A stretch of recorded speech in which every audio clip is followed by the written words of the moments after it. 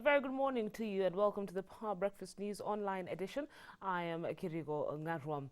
7 Anglo leasing scandal suspects, among them former cabinet ministers Chris Obure and David Miraria, were on Wednesday charged with 24 counts of abuse of office and conspiracy to defraud the state, occasioning the loss of billions of shillings in taxpayers' money through the award of shadowy contracts to fictitious companies. Former permanent secretaries Dave Mwangi, Joseph Magari and Sami Kyungu, together with former Financial Secretary Samuel Bundotich, former Postmaster General Francis Chahonyo, and former head of a debt management unit at the Ministry of Finance, also appeared before Nairobi Chief Magistrate Hannah Ndongo, but denied involvement in the Anglo leasing scandal. And as Francis Gashuri reports, the Kamani brothers have ordered to appear before the anti-corruption court today to answer to the Anglo leasing charges. After almost a decade of groping in the dark over the identities of the persons believed to have masterminded the multi-billion shillings Anglo leasing scandal, the Ethics and Anti-Corruption Commission, together with the Director of Public Prosecutions Keriako Tobiko, hauled to court 7 suspects to answer to charges of abuse of office and conspiracy to defraud the state. Former Finance Minister and current Kisii Senator Chris Obure, former Permanent Secretaries Joseph Magari, Sami Kyungu and Dave Mwangi, former Finance Secretary Samuel Bundotich, former Postmaster General Francis Chahonyo, and former Head of Debt Management in the Ministry of Finance David Lumumba Onyonka had their day in court before Nairobi Chief Magistrate Hannah Ndongo. Yes, we are most obliged. But former Finance Minister David Miraria, who was on the list of the Anglo leasing scam suspects, was not physically in the courtroom. Lawyer Kioko Kilokumi told the magistrate that his client was last night admitted at the Karen Hospital, days after returning home, following a hip replacement procedure abroad. Obure, Chahonyo, Kyungu and Bundotich, who were linked to the questionable award of a tender to SpaceNet Incorporated for data network and rural internet services, were released on a bond of 5 million shillings or a cash bill of 1 million shillings, and their case will be mentioned on the 18th of this month. Muiraria was also ordered to appear in court on the 18th of this month to take a plea on the corruption and abuse of office charges that he faces. All the suspects have also had their international travels frozen after they were ordered to deposit their passports in the court's custody until their case is heard and determined. But Magari, Mwangi and Onyonka, who faced multiple charges in relation to questionable award of tenders to fictitious companies for modernization of police security equipment and accessories codenamed ECOPS, worth an estimated 7 billion shillings, were released on a bond of 10 million shillings or a cash bill of 1 million shillings each. They were also ordered to deposit in court their passports and barred from leaving the country without the court's authority. Their case will be mentioned on the 18th of this month. He explained why they will not be present. Missing in action during the court session today were the Kamanis, who are believed to have masterminded the siphoning of billions of shillings from the public coffers between July 2003 and June 2004. But lawyer Ahmed Nasir Abdullahi, representing Deepak Kamani, Rashmi Kamani and Chamanlal Kamani, told the magistrate that they were out of the country and undertook to present them before the anti-corruption court tomorrow. He had made a similar undertaking before High Court Judge Luka Kimaru. Already they are out of the country. They are returning this evening, and just as we undertook to your brother Justice Kimaru, we also undertake to this court that they will appear tomorrow. 2 foreigners, Brian Mills and Brandley Buckenfield, who are believed to be the international architects of the Anglo leasing scam, could be extradited to face charges in Nairobi. We apply for warrants of arrest so that once we are able to locate and Interpol using the usual machinery locating, then we apply for extradition, for his extradition to come and face charges. An international warrant of arrest issued against the 8 accused Brian Mills, mentioned in March. The 2 cases in which the 7 suspects face 22 counts will be handled by the Anti-Corruption Court. One person was shot dead by police while several others sustained serious injuries during a botched eviction exercise at Nairobi's Caxton House. Hundreds of youths armed with crude weapons are said to have attempted to forcibly evict tenants in the building at about 5 a.m. on Wednesday before they were repulsed by police and security guards. Tenants claimed the hired youths looted and vandalized the building as they ordered them out of the structure situated along Kenyatta Avenue. It is not clear whether the attempted eviction is linked to an ownership dispute. Police say they are investigating the incident. I don't have any notice to be out of the place or to be told to get out, and I was surprised to find that guys are carrying stuff from offices, loading into private vehicles, and there were 3 lorries parked outside there, and the way the guys were behaving, they had crude weapons, breaking doors. Kivamia na wafanye damage kama hiyo wamefanya, askari wakiwa karibu ni jambo la kushangaza. Ni kujaribu kusema labda askari walikuwa aware na maybe hao watu walikuwa pia protected. Na hii mambo imejiri tu last week, kulikuwa na fire moto hapo juu 3rd floor, mahali pale niko 3rd floor. Na actually kukiendelea vile kuko hivi tunaweza sema labda kuna tussle, because baada ya moto kukakuwa na uvamizi, watu hawakuweza kuaccess the building. Sisi kama tenants tukajaribu tukaforce way in because we have work to protect, na hatujakuwa notified na management hata kidogo ya kuwa kuna jambo lolote.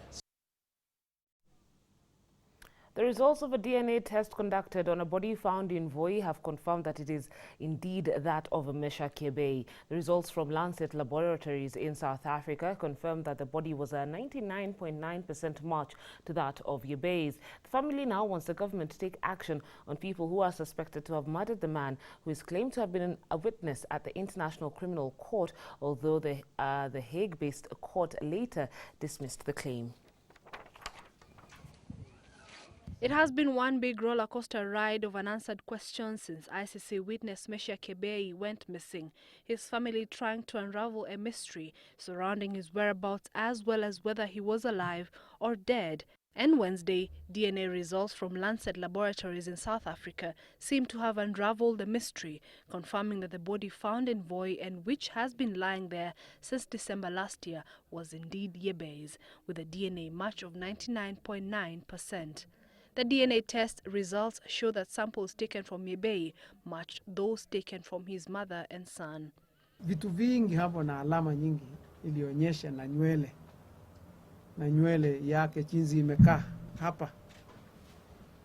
There was a special sign ambaye sisi wote tuko nayo, ambaye nikifanya nywele zangu hivi mtaona kwamba kuna hii alama ambayo imetokezea hapa.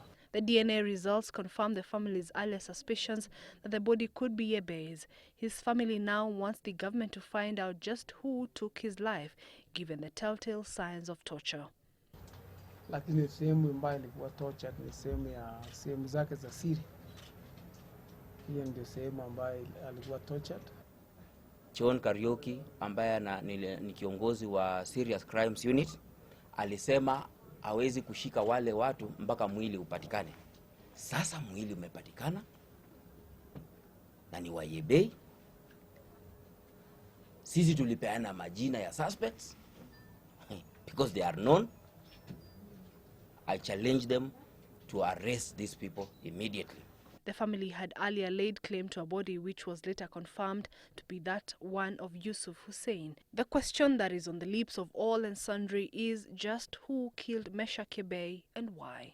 Esther Kahumbi, Citizen TV Online Edition. A couple accusing medical personnel at Pumwani Maternity Hospital of swapping their twin babies with dead ones today appeared before the Senate Standing Committee on Health to testify. Dedan Kimathi and his wife Jacinta Gathua maintained that the dead babies doctors claimed to belong to them were not theirs. Senate's visit to the hospital was met with shocking results of a DNA test which confirmed that the dead babies did not belong to the couple. The committee will seek more information from a pathologist before writing its report. Ningependa kuuliza mambo ambayo tumesikia juzi na mambo yako ili tuweze kuuliza maswali kidogo. Niliuliza student mwingine alikuwa hapa akaniambia madam tulia. Acha niulize daktari, akaniambia mimi mtoto. Akaniambia mtoto wako nursery. Nani alikwambia mtoto yuko nursery? Student mwingine hapo kijana alikuwa anapima watu. Akaniambia amesikia watoto upelekwa nursery.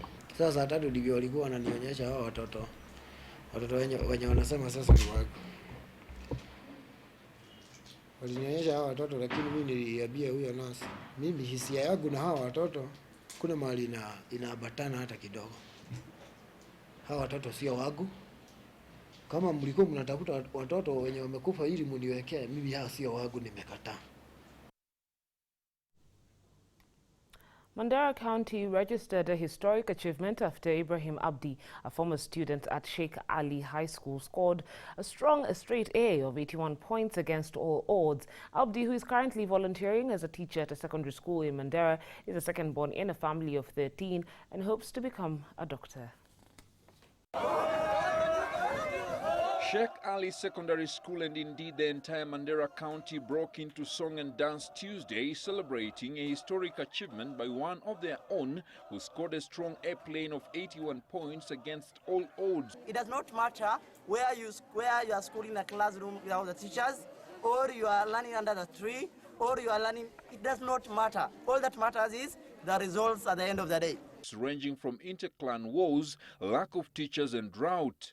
Ibrahim Abdi, who is currently working as a volunteer and trained teacher at Tofik Secondary School after teachers refused to return to the county following a spate of killings last year, is alive to the challenges facing the education sector in Mandera County. So we want to give this challenge to Mandera County government in particular, and also the government of Kenya in general, to ensure that these teachers are brought back to classrooms. Abdi hopes to pursue a course in medicine so as to qualify to become a doctor who will help serve society and the country at large.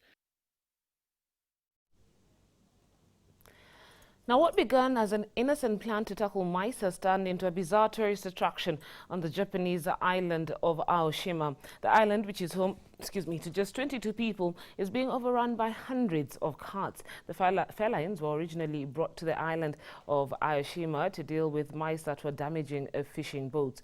But with no predators, their breeding got out of control, and so far the authorities have done little about it. There are now around 120 cats on the island, and only 10 of them have been neutered to make them unable to breed. The cats have survived by foraging on local crops and food left in rubbish. It is now a cat island with tourists coming in to watch and gaze in wonder.